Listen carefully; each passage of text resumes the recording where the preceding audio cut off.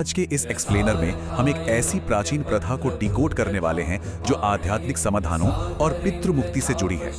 सीधे शब्दों में कहें तो उन अदृश्य रुकावटों को दूर करने का तरीका जिनका कनेक्शन हमारे पूर्वजों से बताया जाता है। तो चलिए बिना किसी देरी के इस अनोखे विषय को बिल्कुल निष्पक्ष रूप से समझते हैं और देखते हैं कि स्रोत सामग्री इसके बारे में क्या कहती है। आज के इस डिस्कशन का स्ट्रक्चर बड़ा सीधा सा है। 1. अदृश्य बाधाएं और उनके कारण। 2. चौपाई का गुप्त संपुट। 3. संपूर्ण अनुष्ठान विधि। 4. अनुष्ठान की अवधि और नियम। और 5. इसके परिणाम। तो शुरू करते हैं पहले भाग से, अदृश्य बाधाएं और उनके कारण। आखिर ये पूरी प्रैक्टिस किस बुनियादी समस्या को सुलझाने का दावा करती है? यहाँ एक बड़ा ही दिलचस्प सवाल सामने आता है। क्या जीवन में अचानक आने वाली मुश्किलों का कनेक्शन पूर्वजों से हो सकता है? स्रोत सामग्री का मानना है कि जो रुकावटें अचानक बिना किसी स्पष्ट कारण के आती हैं, वो दरअसल अशांत या किसी आध्यात्मिक बंधन में फंसे पूर्वजों का इशारा हो सकती हैं। ग्रंथ इस स्थिति को पितृबंधन कहता है। अब ये पितृबंधन आखिर है क्या?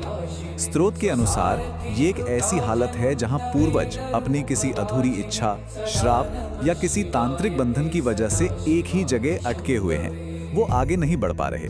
और जब पूर्वज इस तरह से फंसे होंगे तो जाहिर है वो ना खुद शांत हैं और ना ही अपने वंशजों को आशीर्वाद दे सकते हैं। इसी से जुड़ी हैं कुछ प्रैक्टिकल समस्याएं, जैसे कि बिना किसी वजह के डर लगना, अचानक से बड़े आर्थिक नुकसान होना, घर में क्लेश या पारिवारिक विवाद, करियर में अचानक से रुकावट आना या फिर बच्चों से जुड़ी समस्याएं। स्रोत सामग्री इन सभी परेशानियों का सीधा लिंक इसी इनविजिबल पितृबंधन से जोड़ती है। खैर, समस्या तो समझ आ गई। अब बढ़ते हैं दूसरे भाग की तरफ, चौपाई का गुप्त संपुट। देखते हैं कि इसका क्या समाधान बताया गया है, जो कि एक बहुत ही प्रचलित प्रार्थना में एक छोटा सा बदलाव करने पर आधारित है। अब यहाँ सबसे हैरान करने वाली बात पर गौर कीजिए। सिर्फ 2 शब्द जोड़ने से पूरे मंत्र का फोकस ही बदल जाता है।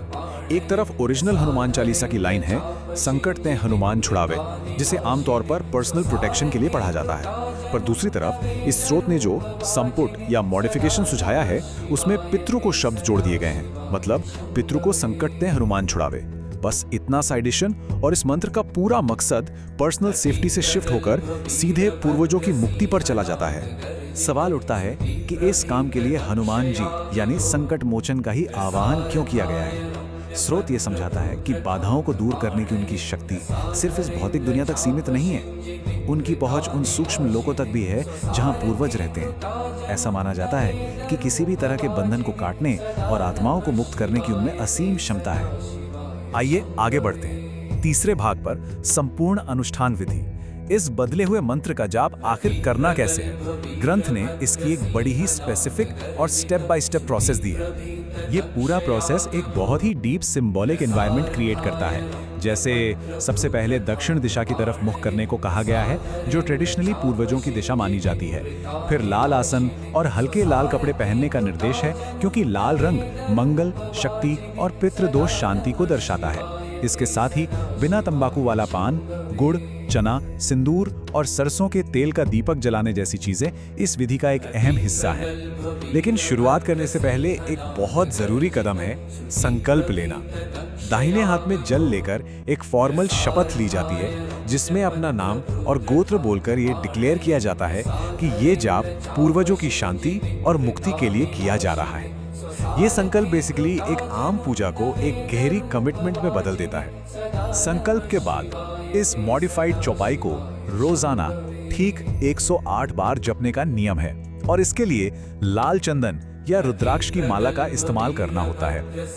108 ही क्यों? क्योंकि इस परंपरा में 108 की संख्या को सिद्धि यानी परफेक्शन का प्रतीक माना जाता है। चलिए चौथे भाग की बात करते हैं, अवधि और नियम। जब इतनी बड़ी कमिटमेंट ली है तो जाहिर है कुछ सख्त बाउंड्रीज और टाइम फ्रेम भी होंगे। टाइम फ्रेम के मामले में ये प्रैक्टिस काफी फ्लेक्सिबल है। अगर बाधाएं छोटी हैं तो 11 दिन का टारगेट दिया गया है। थोड़ी मीडियम लेवल की परेशानियों के लिए 21 दिन। लेकिन अगर पितृ बंधन बहुत गहरा है या कोई पुराना तांत्रिक प्रभाव है तो पूरी तरह से मुक्ति पाने के लिए 41 दिनों के लंबे अनुष्ठान की जरूरत बताई गई है। इन दिनों में स्पिरिचुअल प्योरिटी बनाए रखना सबसे जरूरी माना गया है।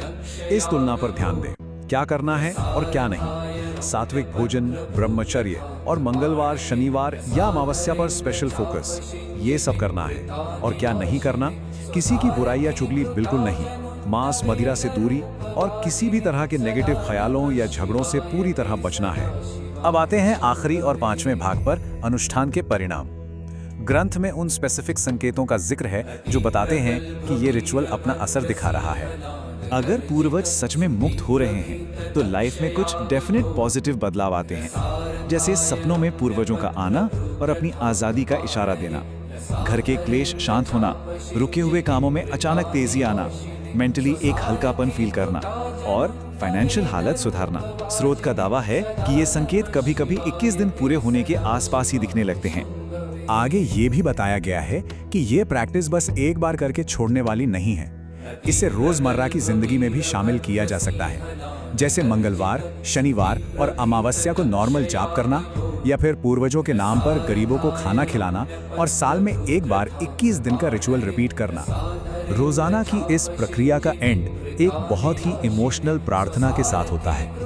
इसमें पवन पुत्र हनुमान से उन पूर्वजों के लिए भी मुक्ति मांगी जाती है जिनका शायद नाम भी याद ना हो। एक तरह से ये उन अनजान और भूली बिसरी पीढ़ियों को शांति देने का आखिरी और सबसे बड़ा मकसद सेट करता है। तो इस एक्सप्लेनर के अंत में एक बहुत ही गहरा सवाल हमारे सामने आता है, आखिर कैसे ये प्राचीन स्ट्रक्चर्ड परंपराएं आज के इस भागदौड़ भरे वक्त में भी लोगों को एक साइकोलॉजिकल और स्पिरिचुअल फ्रेमवर्क देती हैं। ये सच में सोचने पर मजबूर करता है कि इंसान चाहे कितना भी मॉडर्न क्यों ना हो जाए, ऑर्डर, कनेक्शन और इनर पीस पाने के लिए आज भी इन्हीं जड़ों की तरफ मुड़ता है।